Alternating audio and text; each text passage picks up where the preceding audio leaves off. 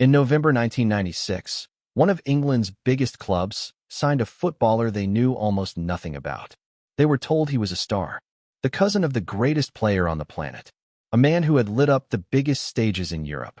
Every single word of it was a lie. This is the story of a man who conned his way into the Premier League and got exposed live in front of thousands. To understand how this happened, you have to go back to the autumn of 1996.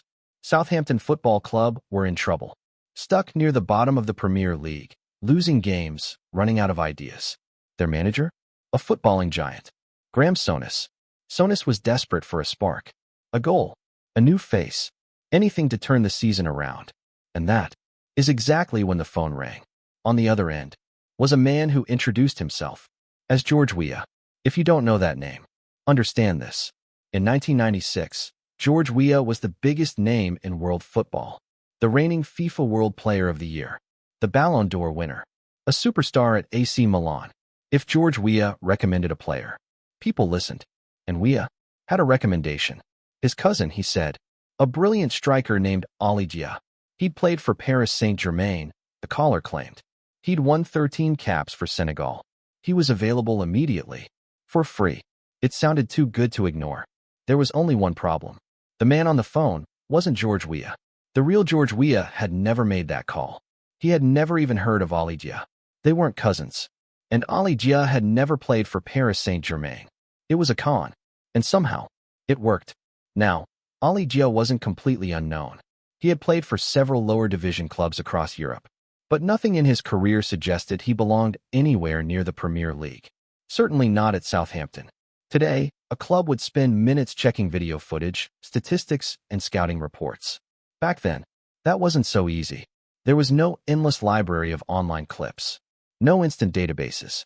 Sometimes, a trusted recommendation carried more weight than hard evidence.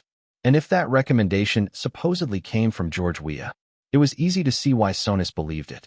So he made a decision that would haunt him forever. He offered Ali Dia a short-term Premier League contract. Southampton even gave him a brief chance to train with the squad. Some players weren't convinced, but Souness pressed ahead. November 23, 1996. Southampton against Leeds United. Ali Dia, a man almost no one had truly seen play, was named on the substitutes bench for a Premier League match. Then, early in the game, disaster. Southampton superstar Matt Le Tissier pulled up injured. Souness looked down his bench, and his eyes landed on Ali Dia. He sent him on, wearing number 33, and within minutes, everyone in the stadium knew something was wrong. Ali Dia wandered the pitch, lost, out of position, chasing the ball like he'd never played the game before. Teammates passed to him, and the ball just rolled away. Matt Le Tissier would later describe it with a line that became legendary. He said Ali Dia ran around like Bambi on ice. It was obvious. He didn't belong on a Premier League pitch. And then came the ultimate humiliation. Around 53 minutes into his Premier League career, Graham Souness had seen enough. The experiment was over. He substituted him. A substitute being substituted. After just 53 minutes. On live television, the truth unraveled fast. George Weah had never called anyone. The cousin story? Invented. Paris Saint-Germain? Never happened. To this day, no one knows for certain who was really on that phone. Many believe it was Dia himself, or a friend, putting on the act. Within 2 weeks, Southampton tore up his contract. Ali Dia drifted down to non-league football and quickly faded from the professional game. The signing became one of the most infamous decisions of Graham Souness' managerial career.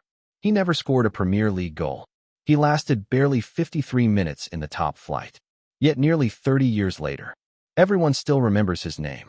Not because he was one of football's greatest players, but because he proved that sometimes one phone call can become football history.